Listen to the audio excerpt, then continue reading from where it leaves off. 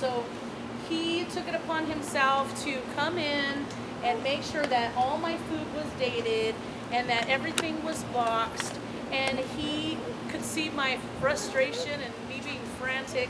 And so anytime I had a group of volunteers coming in to put food boxes together, he would be there even before I got there. He would have it set up for me. I mean, I have not had to worry about what's going on in the warehouse for a good 2 years now that I had Dale in my life. And so I completely appreciate the work that he does, that he's done, I'm sure, in a lot of different capacities. One example of just us going crazy is, you know, we do the Christmas Angel program and every family gets a food box.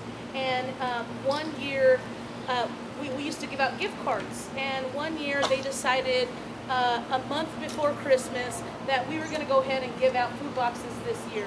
Well, that was 8,000 food boxes that we had to give out, and Dale and I pretty much did that job together of making sure that 8,000 food boxes were given out and all these families had gifts.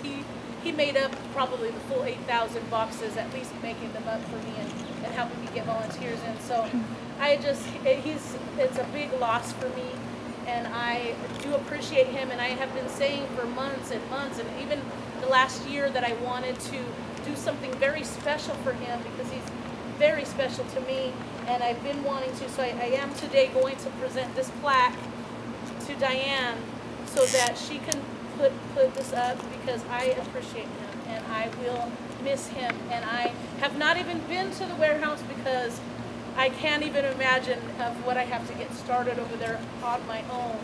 But you know, I just appreciate both of you very much for doing everything. When I retired, I got grabbed.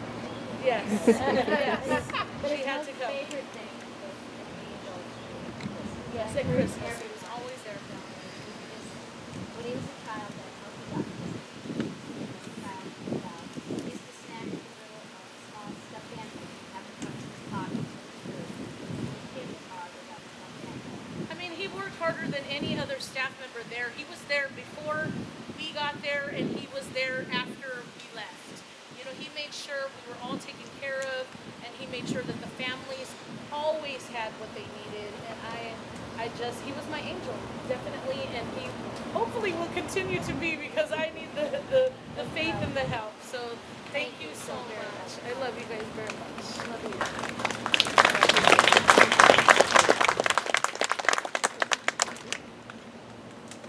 Is there someone else that would like to share now? Well, This is Elroy. He's 82. He's the oldest surviving brother. yes, I'm the oldest boy left in the family, and I have to say that it was like two families. Us older ones grew up together, played together. We knew Dad when he was young and played with us marbles, baseball. Us older ones remember a poor time of our life because it wasn't too long after the Depression. Dad was without work for quite a while, and he finally got work when World War II came along and took all the men. Then there was a lot of work for the men remaining.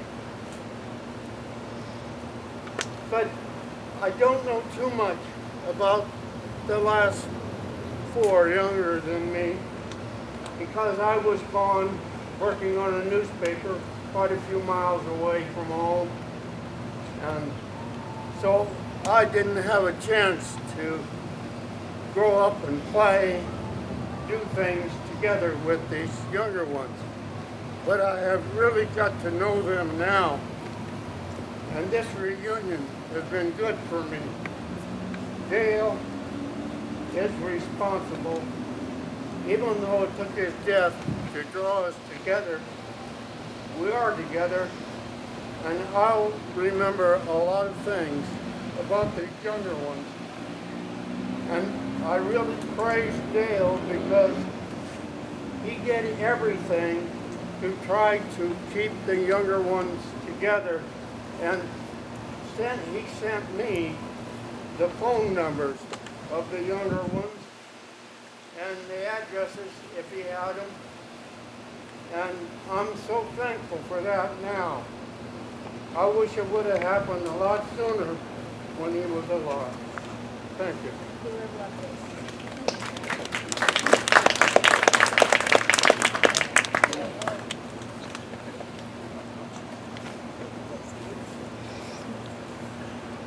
I'm Ron, and I'm the second oldest now. But Dale and I spent our teenage years living together, the two of us. We were put into a wonderful foster home, and we spent the 8 years from the time we were like 12 until I was 19, and I went into the Marines, and me and Diane got married before I did too. But all the time we were living together, and what maybe Jimmy didn't know was that the foster parents that had us were trying to get Jimmy also from the orphanage, and were unable to for whatever reason. But Dale and I went to school together, we often talked together, and we were not exactly the closest when you talk about what we did. Dale was the smartest of the two. He could do math, and he was an organizer, exactly what they were saying. And I liked to play. I was sports, football and basketball and that, but we always supported the two of us together. And when he told me what he was doing, trying to find us, you know, it was like, wow, you know. And it did really take long, but because of his organization skills and what he did, was able to do, and he would never give up. That was one thing I think both of us had. We just start something and never give up. I truly will miss him. When Diane notified me, I was like her, I was shocked. And started thinking about, wow, all of, and I saw the bowling pin over there. Our foster father owned a 6-lane bowling alley in Grand Junction, Iowa, and the two of us would earn our spending money setting pins. We got a whole 10 cents for every game that was played, and it was a hand machine, not the automatic. But, Did you throw a bowling pin at him once? a couple times because we would be setting pins next to each other. And there was one time when I was sitting there and I actually got hit by a bowling pin, not from him, from a bowler, and I fell overward outside onto the alleyway. He was the first one over there to see how I was. So even though after we got married and separated and went away, still the two families kept in contact. I always knew Dale, where Dale was, and we would tell each other what was happening. So Ronnie lives in Taiwan. yeah, right now I've been living in Taiwan with my wife. We teach English, and when we were notified, my wife said, "You got to go." I said, "Of course." So I'm really going to miss him.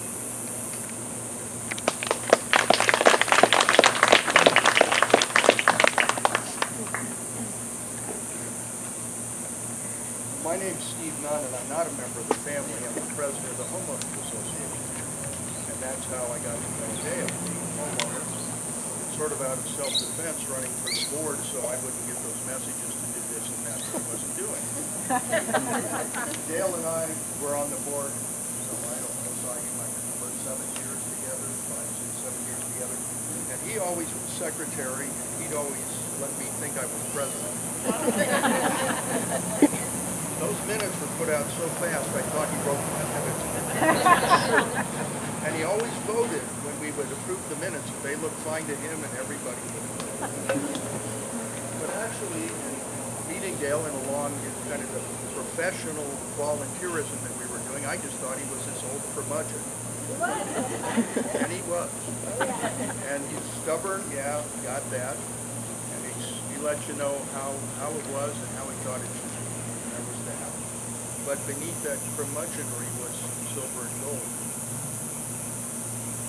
Diane and Dale helped out a lot. It was just 2 months ago I was here running this sort of thing for my aunt who passed away, Billy, and she was able to live in her house until her last day due to the generosity of caring of Diane and Dale.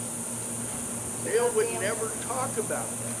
She loved Dale because he was tall. She loved tall men. She always had She's seen him 5 minutes ago. She said, oh, I love tall men. Maybe that's why she liked me. That's exactly right. But, you know, Dale was someone that you could really count on. You all know that. I'm wondering what 3 people I can get to volunteer for the board to take up the stuff that Dale did. We used to go around and do an inspection once or twice a year of the units to send those letters that I was trying to do. And if I wasn't here on time, I had to catch up with him. Sometimes even if I was here on time, I had to catch up.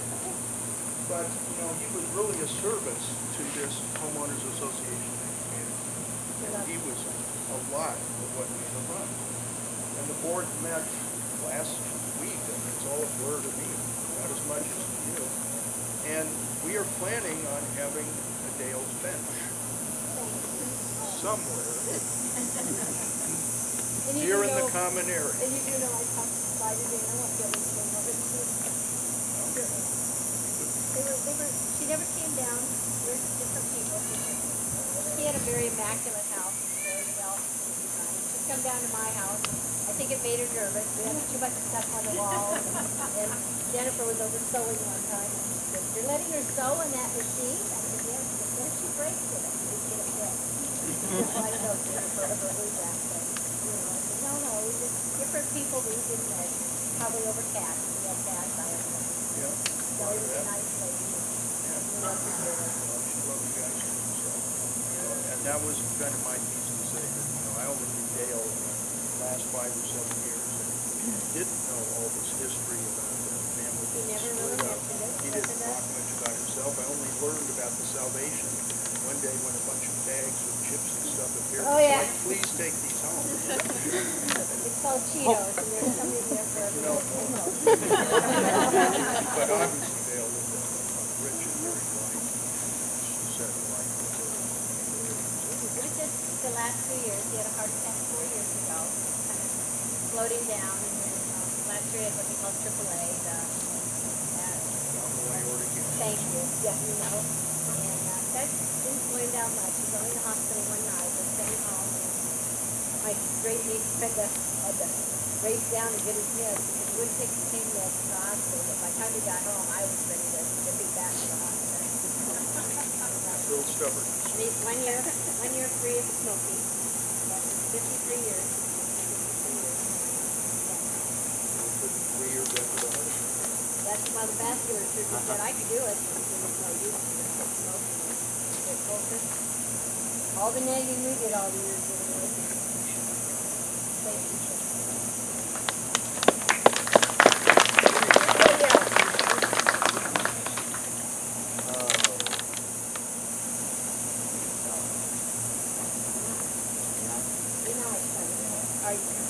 All right, why not? I'm going to give a younger perspective from Dale, from my point of view. Be nice. Sonny, I'm his great nephew, sister, my mom. And I would say my Uncle Dale and I had a love-hate relationship. I'm pretty sure that if I wasn't family, I don't think we'd get along. But I don't have a memory in my life that doesn't involve him. My parents were in the military, and we traveled the country and even over to Europe. He was always there, whether by mail, sending gifts, always staying in contact. So We moved to get away from him. You can't move it. they were in Tucson when we were in Tucson, and then we went to England. They moved to San Antonio, and wow. We moved to San Antonio, and he's always there.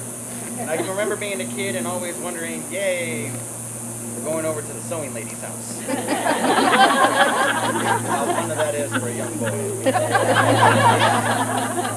But Uncle Dale was always there to entertain, whether it was playing cards or playing You Don't Know Jack on the computer. Oh God, yes. One of my favorite memories of him is when I was 16 years old. And if you knew Uncle Dale, he was a gambling man. He was a gambling man. He was trying to always take me for what I had. Whether it was in cards or just teaching me life lessons. You want to trade wallets? I was 16 years old and I got my first paycheck. I think it was $60 and I was so proud of it. And he said, well, guess what? I'll trade you everything in your wallet for everything in mine. No, Uncle Dale, I have $60. That's mine. And $60 for a 16-year-old back then apparently was the world. And he said, are you sure? And I said, yeah, I'm sure, because I probably have more money in my wallet than you do. And I don't want you to take mine. So he pulls out his wallet and he has over $600 in it. None of it's going to be taken back. But the moral of the story